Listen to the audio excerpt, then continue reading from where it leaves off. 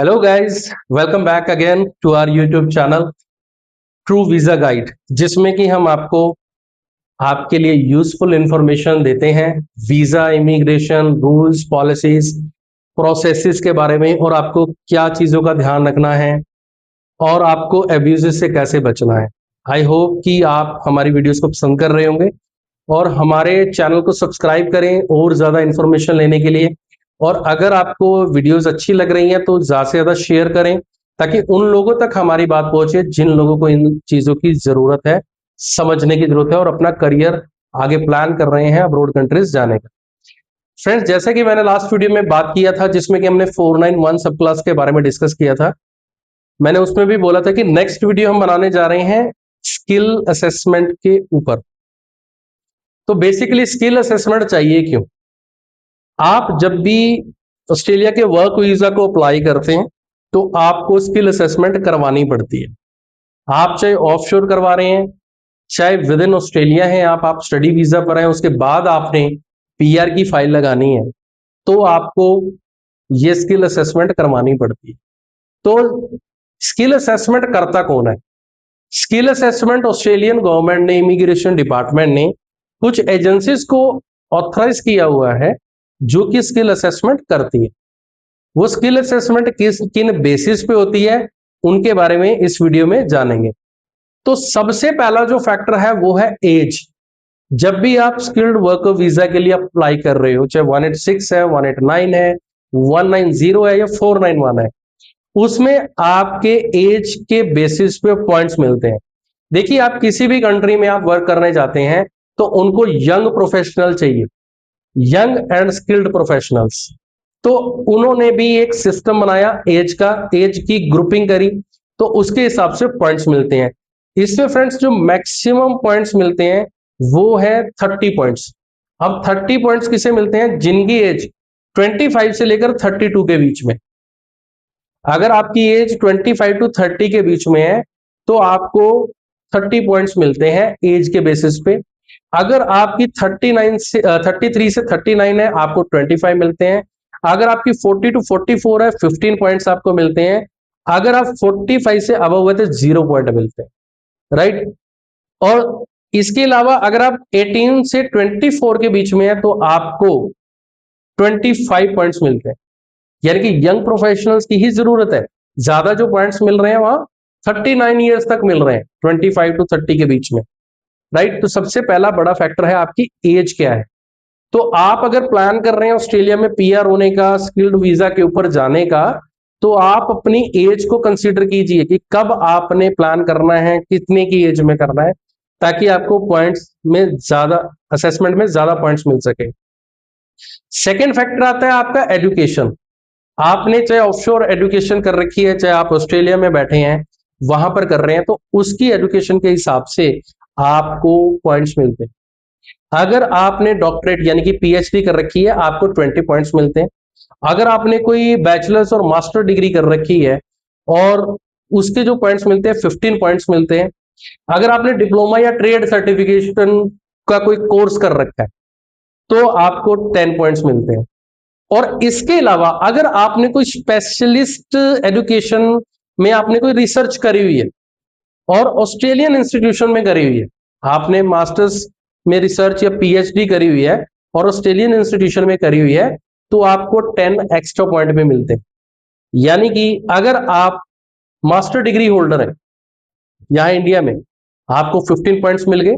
उसके बाद आप ऑस्ट्रेलिया में स्टडी करने के, फर्दर आप मास्टर्स रिसर्च करने गए हैं कोई ऑस्ट्रेलियन इंस्टीट्यूट से कर रहे हैं, देन आपको 10 पॉइंट्स एक्स्ट्रा मिलेंगे। Got my point? तो ये एजुकेशन का पॉइंट सिस्टम है। उसके बाद नेक्स्ट फैक्टर जो आता है इंग्लिश लैंग्वेज प्रोफिशिएंसी।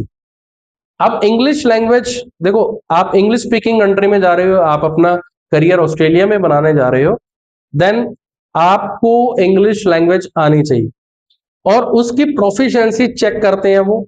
उसका पॉइंट सिस्टम है, आपको पता ही होगा, आईएलटीएस पीटी वगैरह करके जाना पड़ता है।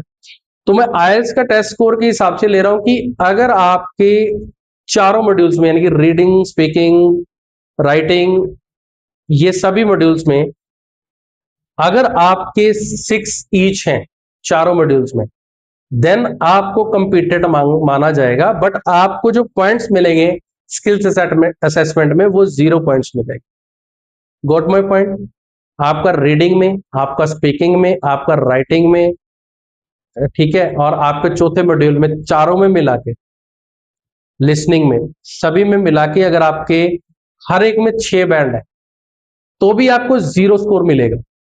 लेकिन आप ये जो मैंने 4 वीजास बताए थे इसको अप्लाई करने के लिए एलिजिबल हो, कंपिटेंट लेवल है अगर इंग्लिश पे एलिजिबल हो, बट आपके स्किल असेसमेंट में 0 मार्क्स है।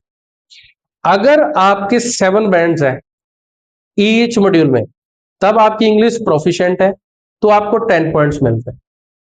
अगर आपके आईएएस के या पीटी के हर एक मॉड्यूल में आईएएस के 8 बैंड स्कोर के इक्विवेलेंट है पीटी में भी, तो आपकी इंग्लिश को सुपीरियर लेवल पे माना जाता है और इसमें आपको 20 पॉइंट्स मिलते हैं आपकी स्किल्स असेसमेंट में। तो फ्रेंड्स आप क्या समझे इससे कि अगर आपने अपने स्किल्स असेसमेंट के पॉइंट सिस्टम को बढ़ाना है तो आप किस में काम कर सकते हैं? आप अपनी इंग्लिश की लैंग्वेज प्रोफिशिएंसी के ऊपर काम कीजिए, क्योंकि जो आपकी एज है वो कम ज्यादा नहीं हो सकती, जिस भी एज ग्रुप में आप पहुंच चुके हो। आपकी जो एजुकेशन है वो भी जितनी हो चुकी है वो है, उसको भी आप चेंज नहीं कर सकते एकदम से या विद इन 1 और 2 months. But what you can do is you can prepare your English proficiency language test कि आप उसमें ज्यादा से ज्यादा स्कोर लो। अगर 8 पॉइंट्स आ जाते हैं तो आपको 20 मार्क्स आपकी स्किल असेसमेंट में मिल जाते हैं। इसके बाद बात आती है कि एम्प्लॉयमेंट के कितने मार्क्स हैं। अब जो स्किल्ड एम्प्लॉयमेंट है, आप 2 तरह से इसकी हमने बात करी पहले भी कि आप ऑफशोर भी अप्लाई कर सकते हो ऑस्ट्रेलिया के लिए, यानी कि आउटसाइड ऑफ ऑस्ट्रेलिया, और अगर आप ऑस्ट्रेलिया में भी काम कर रहे हैं स्टडी के बाद तो भी आप ये स्किल असेसमेंट करवानी पड़ेगी पीआर लेने के लिए।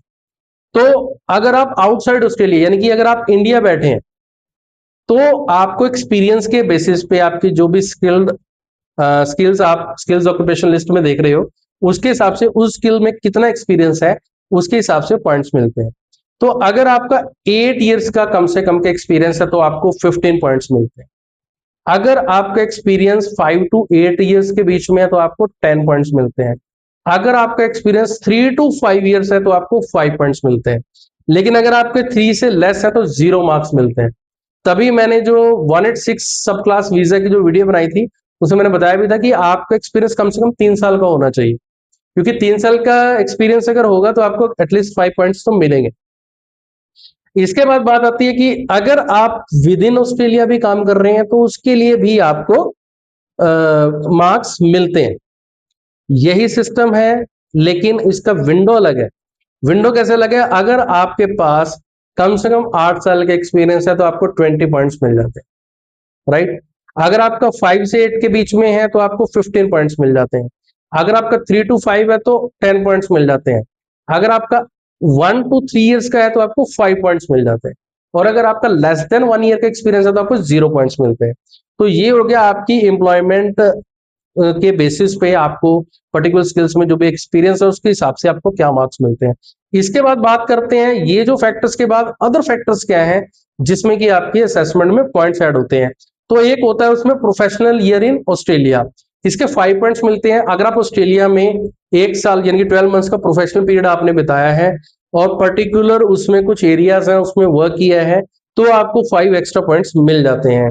उसके बाद बात आती है कि वहां पे रीजनल लैंग्वेज की, तो एक नाटी है नेशनल एक्रेडिटेड जो एक लैंग्वेज के लिए एक सोसाइटी है, तो उसमें अगर क्रेडेंशियल कम्युनिटी लैंग्वेज के आपको 5 पॉइंट्स मिल जाते हैं। आप रीजनल लैंग्वेज को ही कीजिए, आप रीजनल लैंग्वेज अगर आप कर लेते हो तो आपको 5 एक्स्ट्रा पॉइंट्स मिलते हैं। जो भी स्टूडेंट्स वहां पर हैं तो वो रीजनल लैंग्वेज करके अपने स्किल असेसमेंट में 5 पॉइंट्स ऐड कर सकते हैं। जैसे कि वो आईएलटीएस की अच्छी प्रिपरेशन करके कर सकते हैं तो रीजनल लैंग्वेज भी सीख के वो 5 एक्स्ट्रा पॉइंट्स गैदर कर सकते हैं। उसके बाद बात आती है पार्टनर्स की स्किल्स। अगर आप मैरिड है, आपका स्पाउस है, तो उनकी स्किल्स के बेसिस पे भी पॉइंट्स मिलते हैं जो कि आपके प्रोफाइल में भी स्किल असेसमेंट में ऐड होते हैं। तो उसके लिए क्या करना होता है, एक तो आपके पार्टनर की भी जो इंग्लिश लैंग्वेज की जो प्रोफिशिएंसी हो, कंपिटेंट लेवल हो, एटलीस्ट 6 बैंड्स हो कम से कम, और दूसरा उनकी भी अगर स्किल असेसमेंट करवाइए या स्किल्स जो ऑक्यूपेशन लिस्ट में है वो वही कोड है जो आपका है, यानी कि आप सेम प्रोफेशन में है तो आपको उसके बेसिस पर आपको 10 पॉइंट्स मिल जाते हैं। तो 10 एक्स्ट्रा पॉइंट्स मिल जाते हैं आपका अगर स्पाउस है तो, राइट। तो इसके बाद आता है स्टेट एंड टेरिटोरियल नॉमिनेशन। अब क्या होता है, जैसे कि मैंने पहले बात करी थी कि जो स्टेट नॉमिनेशन प्रोग्राम है, जो दो वीजास मैंने बात करी कि एक सब क्लास 190 और एक सब क्लास 491, ये स्टेट स्पेसिफिक है। अब इसमें क्या होता है, जो 190 है, अगर वहां से स्टेट नॉमिनेशन आती है, अगर आप उसमें अप्लाई कर रहे हो, तो आपकी स्किल असेसमेंट के हिसाब से आपको 5 एक्स्ट्रा पॉइंट्स मिलते हैं। आपको स्टेट नॉमिनेशन के 5 एक्स्ट्रा पॉइंट्स मिल जाते हैं। दूसरा क्या है कि अगर आपने 491 में अप्लाई किया है तो आपको रीजनल स्पेसिफिक हो गया तो उसके 10 पॉइंट्स मिल जाते हैं। तो ये आपके एक्स्ट्रा पॉइंट्स ऐड होते हैं अगर आप 190 या 491 में अप्लाई करते हैं तो। उसके बाद अगर आप सिंगल एप्लीकेंट है, आप मैरिड नहीं है, आप सिंगल एप्लीकेंट है, तो आप you can claim 10 points of being single, right. या आपका जो पार्टनर है वो ऑस्ट्रेलिया में है, वहां का सिटीजन है या वहां का पीआर है, तो भी आपको एक्स्ट्रा 10 पॉइंट्स मिलते हैं। तो ये सब चीजों को जान लिया आपने कि ये एक स्किल असेसमेंट की पूरे एक टेबल फॉर्म में भी कह सकते हैं, और इसके बहुत सारे फील्ड्स हैं जिसके बेसिस पे आपकी स्किल असेसमेंट होती है। मैं इसके जो डिस्क्रिप्शन है उसमें भी मेंशन कर दूंगा, और इसको कोशिश करेंगे कि स्क्रीन पर भी लगा दें जिससे कि आपको समझ लग जाए। प्लस लिंक भी शेयर कर देंगे इमिग्रेशन हाई कमीशन का, कि जिस पर आप जाकर अपनी स्किल असेसमेंट चेक भी कर सकते हैं, आपका कितना स्कोर है और किसमें कम आ रहा है, आपको उसमें इंप्रूव करने के लिए क्या कर सकते हैं। बेसिकली ये 2-3 ही फैक्टर्स हैं जिसमें आप इंप्रूव कर सकते हैं, जैसे कि इंग्लिश लैंग्वेज का हो गया, या वहां की कोई रीजनल लैंग्वेज सीखनी है, या आपके स्पाउस का आप उनका भी इंग्लिश का प्रोफिशिएंसी टेस्ट दिला सकते हैं।